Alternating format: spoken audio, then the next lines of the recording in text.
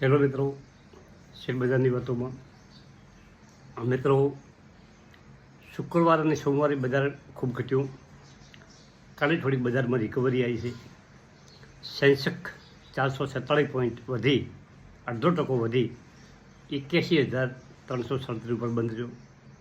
Nifty 24,821 ઉપર બંધ રહી 140 પોઈન્ટ એટલે કે 0.5% વધારો.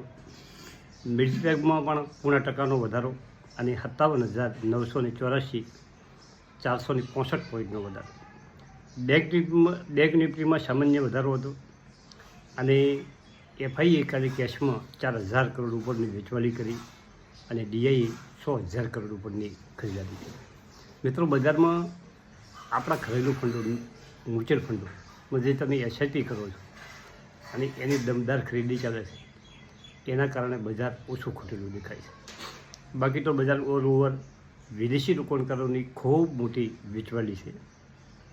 હવે એનએસઈ ઉપરના શેરો 1,744માં વધારો હતો અને 916 શેરમાં ઘટાડો હતો. બજારમાં કરક્શન છે અને એનું મોટું કારણ છે વિદેશી રોકાણકારોનું વેચાણ અને બીજી ટેરિફનો કોઈ હજી હલ નીકળ્યો નથી. કાલે પણ ડોનાલ્ડ રાષ્ટ્રપતિ અમેરિકાના એમનું બયાન કર્યું હતું કે ભારત મારો મિત્ર દેશ છે, પણ છતાં પણ અમારા માલ ઉપર મોટી ટેરિફ લગાવે છે અને એના ઉપર 20થી 25% ટેરિફની વાત પોતે કાલે કરી છે. હવે ઘણી કંપનીઓના મોટા મોટા આઈપીઓ આવી રહ્યા છે અને એમાં આઈપીઓ સારો જોઈને ભરવા જેવો સમય છે મિત્રો. અને બીજું, આજે શાંતિ ગોલ્ડનો આઈપીઓ 81 ગણો ભરણો છે મિત્રોને. કાલે ભરવાની છેલ્લી તારીખ હતી.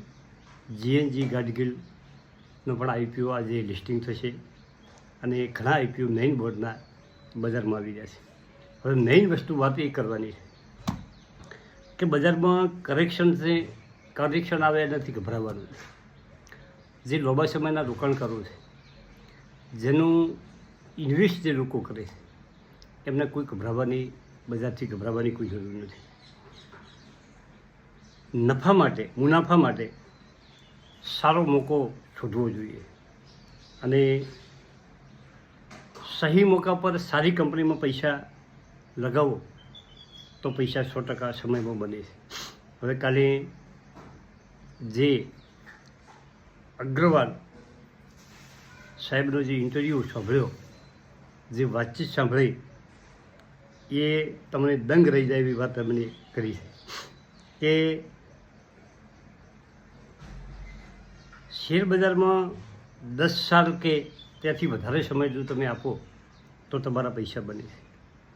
એમણે હીરો મોટો કેપમાં 1996માં પૈસા લગાવ્યા અને 2014માં વેચ્યા. એક કંપનીમાં એમણે 20 વર્ષ પૈસા રાખ્યા. મિત્રો, ભારતીય એરટેલમાં 2003માં એમણે 30 રૂપિયાના ભાવે શેર ખરીદ્યા અને 8 વર્ષ પછી 750માં વેચ્યા. મિત્રો, બજારમાં આવી તક તમને મળે તો તમારે તક છોડવી ના જોઈએ. અને ઇન્ફોસિસમાં 1998માં પૈસા લગાવ્યા અને 2007માં એમણે શેર વેચ્યા. એમણે HDFC બેંકમાં 40 રૂપિયામાં શેર ખરીદ્યા હતા, પણ એમણે જલ્દબાજી કરી અને 6 મહિનામાં શેર વેચી દીધા. આજે પણ તેઓ અફસોસ રાખે છે કે મેં આ બહુ ઝડપી શેર વેચી દીધા. મિત્રો, બજારના કરેક્શનથી જે ગભરાય છે એ લાંબા સમયનો ઇન્વેસ્ટર ના કહેવાય. બજાર આવું ચાલતું રહેવાનું. મારા પોર્ટફોલિયોના શેરો આ 2-3 દિવસથી એટલા બધા કરેક્શન ચાલી રહ્યું છે, કોઈ એની તમને એમ લાગે તમે ગભરાઈ દો, પરંતુ આપણે જે શરૂઆતના સ્ટેજમાં ખરીદ કરી છે, આપણે એમાં ગભરાવાની કોઈ જરૂર નથી. આજે આપણે ખૂબ એમાં પ્રોફિટ છે અને એના માટે પણ એક સારો સમય આવે છે. કોઈ કંપનીનું કરેક્શન ક્યારે આવે છે? જ્યારે એના વેચાણના ઓકળામાં થોડીક કમજોરી આવે છે અથવા તો વિશ્વી બજાર ડામાડોળ બજાર હોય તો એમાં કરેક્શન આવી શકે. 1985માં રામદેવ અગ્રવાલની બજારમાં આવેલા શેર બજારમાં, અને તારનો સમય લોકો એ યાદ કરે છે કે આજના જેવા અવસરો ત્યારે નહોતા, આજના જેવી ટેકનોલોજી ત્યારે નથી, અને છતાં પણ એ લોકો એ નિવેશમાં અડંગો જમાઈને બેસી જાય. અને એ સમયની લોકોની માનસિકતા એવી હતી કે શેરબજાર એટલે જુગાર.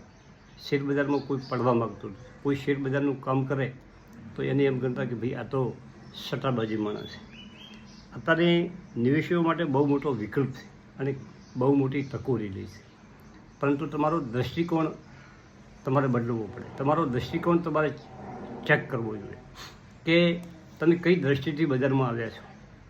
અને મિત્રો, વિડીયો તો બધાના સાંભળો, મારા વિડીયો સાંભળો, બીજાના વિડીયો સાંભળો, પરંતુ તમારા પૈસા તમારે લગાવવાના છે. તમે ખૂબ મનોમંથન કરી અને પૈસા લગાવો. કંપનીઓનું સેક્ટર પસંદ કરો, કંપનીનો પૂરેપૂરો અભ્યાસ કરો અને પછી કંપનીમાં પૈસા લગાવો. મિત્રો, વિડીયોમાં આજે 2 કંપનીના શેર આવ્યા હોય, કાલે 2 કંપનીના શેર આવ્યા હોય, બીજા કંપનીના શેર આવ્યા હોય, પરંતુ એ રીતે તમારો વ્યૂહરચના મત બનાવો. એ રીતે તમે બજારમાં કૂદી મત કરો. બજારમાં કરેક્શનમાં સારી કંપની તમારા વોચ લિસ્ટમાં તમે પકડીને બેઠા હો, તમે વોચ લિસ્ટમાં રાખી હોય એવી કંપની કરેક્શનમાં પકડો મિત્રો, તો તમારા પૈસા બનશે. બાકી કોઈનો વિડીયોમાં આવેલો શેર કે બીજો શેર આવેલો તમે પકડી મત લો. ધારો કે આ હીરો મોટો કેપ, પછી ટીવીએસ મોટર, ઇન્ફોસિસ, ભારતીય એરટેલ, આ શરૂઆતના આ 10 વર્ષ પહેલાંના આ કંપનીઓના ભાવ જુઓ તમે, અને આજે આ કંપનીઓ ભારતની મોટી કંપનીઓ બની ગઈ છે. તો જ પૈસા બને. નાની કંપનીમાંથી વટવૃક્ષ જેવડી કંપની બને તો તમારા પૈસાનો 20 ગણો, 50 ગણો, 100 ગણો ગ્રોથ થઈ શકે. એ કંપનીમાં તમારે પોટેન્શિયલ કેટલું રહેલું છે, કંપની કેટલી મોટી થઈ શકે એમ છે, એ તમારે બધું ચેક કરવું જોઈએ કે ભાઈ આ કંપની ભવિષ્યમાં મોટી થઈ શકશે. એનું સેક્ટર એવું છે, એના પાસે બજાર એવું છે, એનું જે ઉત્પાદન એવું છે એ મોટી થઈ શકશે. હવે આપણે કોઈ પણ કંપનીમાં પૈસા લગાવવા પડે, એ કંપનીનું ઉત્પાદન એવું હોય કે તે વિશ્વના ફલક ઉપર ના જઈ શકે. આ રીતે તમે સેક્ટર પસંદ કરો તો તમે પૈસા કમાવો. તમે ધારો કે જીઓ ફાઇનાન્સ છે, જીઓ ભારતીય એરટેલ છે, આવી જે કંપનીઓ છે એ શરૂઆતમાં ખૂબ ચાલી ગઈ છે.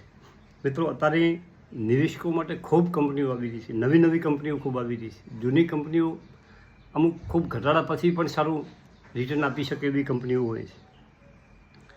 અને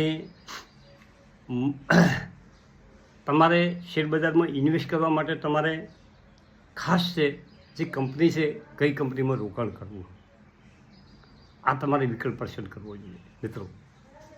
અને ગભરાવાની કોઈ ઓમાં વાત હોતી નથી. બજારમાં કરેક્શન તો રહેવાનું છે.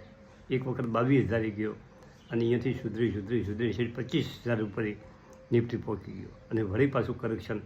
આવા બધા કારણો આવતા હોય છે, બજારમાં ઘટતા હોય છે અને બજાર ચાલતું હોય છે. Thank you.